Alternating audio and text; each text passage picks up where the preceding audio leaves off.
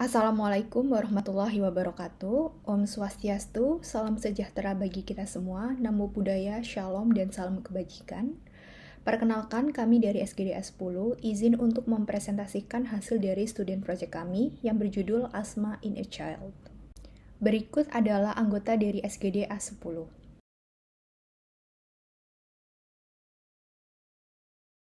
Saya Niko Wiranti Primadani dengan 3 digit yang terakhir dalam 7 akan menjelaskan latar belakang. Untuk prevalensi asma sendiri, sekitar 14% dari populasi anak dan remaja di seluruh dunia itu terdiagnosis asma. Peningkatan prevalensi ini dalam beberapa dekade terakhir, terutama di negara-negara yang berkembang. Untuk dampak kesehatan sendiri yang terhadap kualitas hidup, asma dapat mempengaruhi kualitas hidup anak dan juga termasuk aktivitas sehari-hari. Dan untuk komplikasi seriusnya, kasus asma yang tidak terkelola dengan baik, itu dapat menyebabkan serangan asma yang mengancam nyawa. Untuk gejala umumnya sendiri, wheezing dan juga adanya variabilitas dari gejala itu dari ringan hingga berat dan juga dipicu oleh faktor lingkungan atau infeksi. Untuk faktor lingkungan dan sosial, pemicu lingkungannya seperti identifikasi pemicu sebagai polusi udara, asap rokok, dan juga alergen yang dapat memperburuk gejala, dan dampak sosialnya, pengaruh kondisi sosial ekonomi terhadap akses perawatan kesehatan dan juga manajemen asma. Untuk manajemen asma sendiri, pendekatan holistiknya itu pentingnya pengobatan farmakologis dan non-farmakologis dalam pengelolaan asma, dan peran keluarga tentunya edukasi keluarga.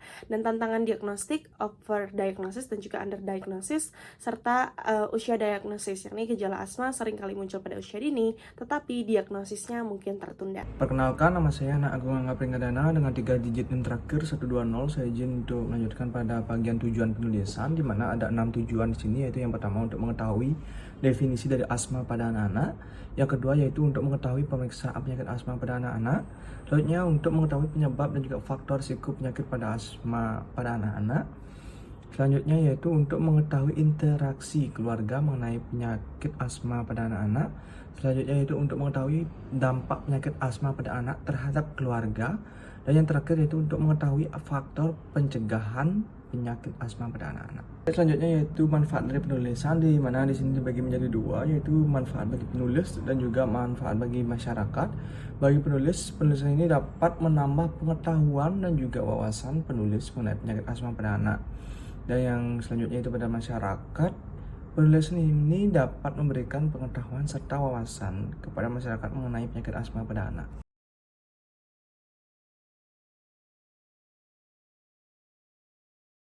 Baik, untuk selanjutnya definisi asma. Asma merupakan kondisi pernafasan kronis yang paling umum terjadi pada anak-anak di seluruh dunia. Dengan sekitar 14% dari populasi anak dan remaja terdiagnosis menderita penyakit ini.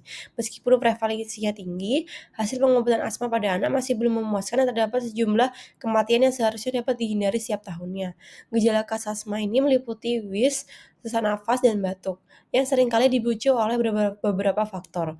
Pendekatan manajemen asma yang efektif harus holistik, mencakup pengobatan farmakologis dan non-farmakologis, serta pendidikan yang keterlibatan anak serta keluarga dalam pengelolaan kondisi mereka.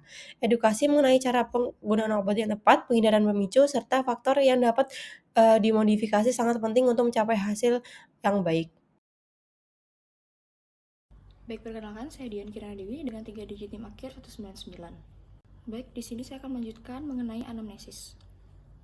Baik, anamnesis pada anak dengan dugaan asma bisa kita lakukan dengan menggali keluhan utama seperti keluhan batuk, sesak nafas ataupun wheezing ataupun nafas berbunyi. Lalu durasi dan frekuensi gejala tersebut juga bisa kita lihat, di mana gejala asma pada anak seringkali muncul pada saat malam hari atau aktivitas fisik, di mana penting untuk menanyakan apakah gejala-gejala ini memburuk pada waktu tertentu seperti saat terpapar alergen seperti debu, bulu hewan, ataupun polusi udara, atau setelah infeksi saluran pernafasan.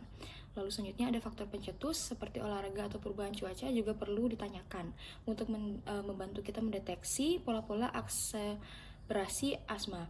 Lalu ada dari riwayat keluarga, dengan adanya riwayat asma ataupun eksim atau alergi pada orang tua atau saudara kandung dapat meningkatkan kemungkinan anak menderita asma. Dan juga dari faktor lingkungan seperti paparan terhadap asap rokok ataupun polusi udara atau faktor irritan lain seperti debu atau bahan kimia juga kita perlu gali dan tanyakan, di mana paparan terhadap lingkungan yang buruk dapat memicu serangan asma atau memperburuk gejala yang ada. Perkenalkan, nama saya Koni Bella Septia dengan NIM 192. Di sini saya akan menjelaskan mengenai pemeriksaan fisik. Pemeriksaan fisik pada anak dengan asma bertujuan untuk mengidentifikasi tanda-tanda dan gejala yang dapat mengarah pada diagnosis asma, serta untuk menilai seberapa parah kondisi tersebut. Pada pemeriksaan fisik sendiri ditemukan yang pertama ada perubahan anatomis bentuk toraks, ada kerja otot tambahan di leher sewaktu bernafas, ditemukan sinuasis, napas menjadi cepat, inspirasi memanjang, serta pada saat auskultasi terdapat suara mengi. Selain itu, pemeriksaan spirometri adalah cara yang paling tepat dan cepat yang sederhana untuk menegakkan diagnosis asma. Perkenalkan, nama saya Muhammad Supranyana Tangkas dengan 3 digit NIM terakhir 053. Di sini saya akan menjelaskan mengenai pemeriksaan penunjang pada penyakit asma pada anak. Adapun beberapa pemeriksaan penunjang yang dapat dilakukan untuk membantu diagnosis asma pada anak, antara lain yang pertama ada saturasi oksigen, di mana dengan polioksimetri dilakukan sebelum diberikan terapi oksigen atau 5 menit setelah terapi oksigen dihentikan. Saturasi oksigen normal pada anak itu lebih dari 95%, jika kurang dari 92 itu merupakan prediktor diperlunya rawat inap, dan jika kurang dari 90 merupakan tanda serangan berat yang memerlukan tindakan agresif. Yang kedua ada spirometri, mana pemeriksaan dengan spirometri itu pemeriksaan yang direkomendasikan pada serangan asma, namun permasalahannya yaitu belum semua rumah sakit di Indonesia mempunyai alat spirometri untuk anak. Yang ketiga ada uji atopik, di mana sensitisasi terhadap alergen melalui skin prick test atau uji cukit kulit atau menggunakan imunoglobulin E spesifik. Yang keempat ada foto polos dada, di mana ini dapat membantu mengeksklusi abnormalitas struktural, infeksi kronis seperti tuberkulosis, benda asing yang tertelan, dan lainnya. Yang terakhir itu ada fractional concentration of oxalate nitric oxide atau FeNO, yaitu dapat dinilai pada anak usia 1 hingga 5 tahun, di mana cara kerjanya yaitu menilai volume tidal dan dibandingkan dengan nilai normal pada kelompok usia tersebut. Perkenalkan, nama saya Imad Agus Dewasanta dengan 3 digit NIM terakhir 039. Akan saya lanjutkan untuk menjelaskan mengenai identifikasi penyebab dan faktor risiko penyakit asma pada anak. Mengenai penyebab, sampai saat ini penyebab pasti asma masih belum sepenuhnya diketahui. Menurut Canadian Lung Association, serangan asma dapat muncul karena reaksi terhadap faktor risiko, seperti genetik dan lingkungan, yang mengakibatkan penyempitan dan inflamasi saluran pernafasan atau reaksi hipersensitivitas. Mengenai faktor risiko, ada 3, yaitu faktor genetik, faktor lingkungan, dan faktor lain. Faktor genetik, seperti anak dengan orang tua yang memiliki riwayat asma atau alergi, dan riwayat atopik pada anak, seperti dermatitis atopik atau rinitis alergi. Kondisi ini menunjukkan bahwa ada hubungan yang erat antara alergi dan gangguan pernafasan pada individu dengan latar belakang genetik tertentu. Dan yang kedua yaitu faktor lingkungan, seperti paparan asap rokok, asap kendaraan bermotor, asap dapur, asap pembakaran sampah, kelembaban rumah, debu, tunggul, dan juga bulu binatang. Hal tersebut dapat memicu reaksi alergi pada individu yang sensitif. Masuknya alergen ini ke dalam saluran pernafasan seringkali menyebabkan reaksi hipersensitivitas tipe 1. Kemudian yang ketiga yaitu faktor lain. Prevalensi asma lebih tinggi pada anak laki-laki. Hal itu disebabkan karena diameter saluran pernafasan anak laki-laki lebih sempit sehingga akan mudah untuk timbul asma bila terjadi obstruksi atau penyumbatan. Perkenalkan, saya Mario Valentino Garkusuma dengan 3 digit NIM terakhir 128. Di sini saya akan menjelaskan mengenai identifikasi interaksi keluarga pada asma. Keluarga memiliki peran yang cukup besar terhadap status kesehatan seseorang. Hal ini dikarenakan adanya kesamaan genetik, karakteristik, gaya hidup, dan juga lain sebagainya. Penelitian menunjukkan bahwa anggota keluarga, terutama pengasuh utama, mempengaruhi kepatuhan anak terhadap rencana pengobatan asma, termasuk kepatuhan minum obat dan juga menghindari pemicu. Faktor kunci lainnya dalam penanganan asma yang berhasil adalah tingkat solidaritas keluarga dan komunikasi tentang penyakit tersebut. Keluarga yang berkomunikasi secara terbuka dan bekerja sama untuk menangani kondisi tersebut biasanya membuahkan hasil kesehatan yang lebih baik bagi anggota keluarga yang terkena dampak. Selain itu, dukungan emosional dan psikologis dari keluarga juga terkait dengan kesejahteraan dari pasien asma.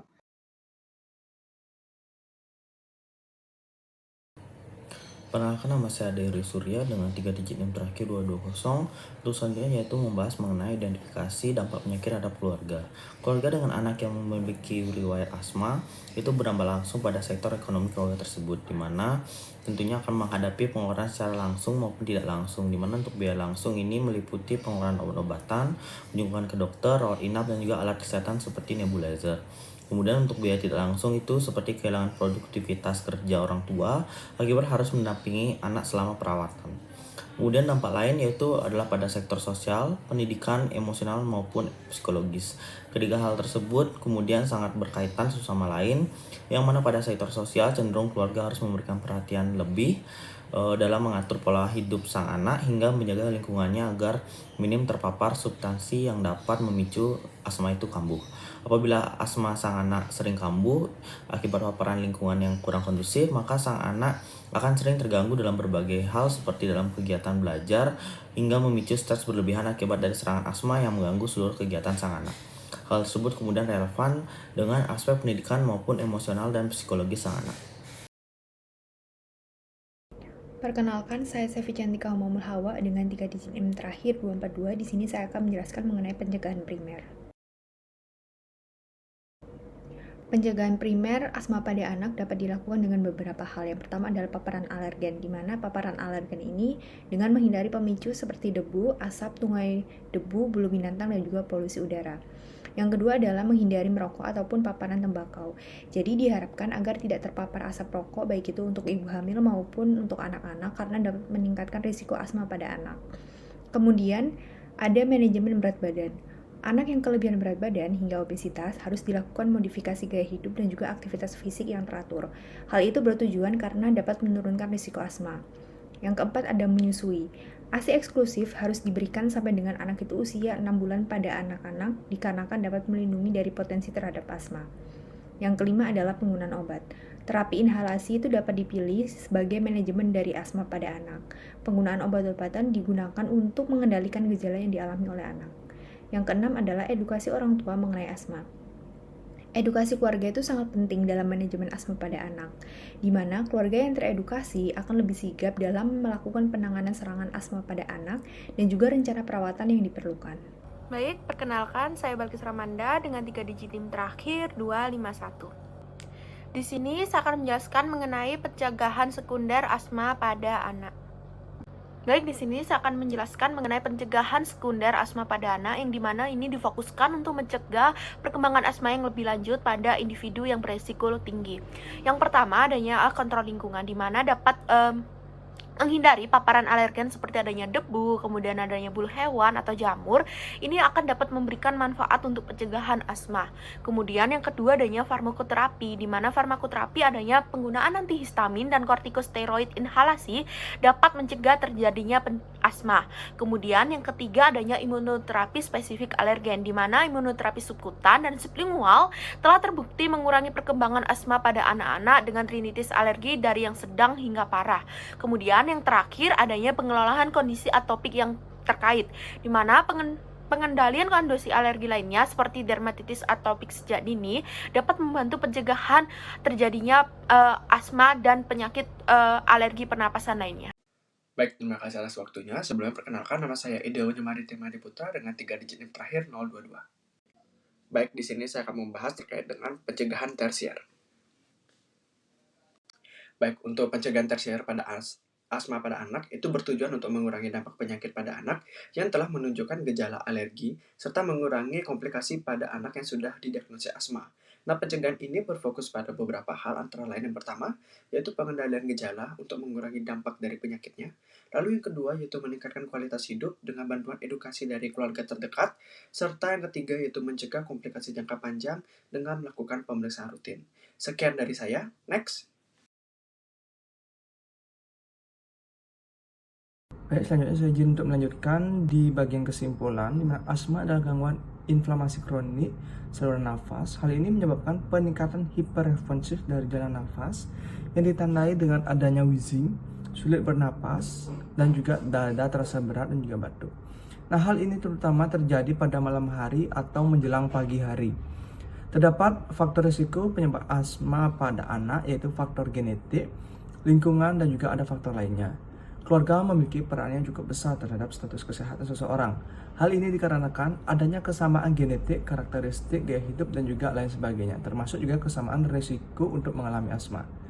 Keluarga dengan anak yang memiliki riwayat penyakit asma berdampak langsung pada sektor ekonomi keluarga tersebut.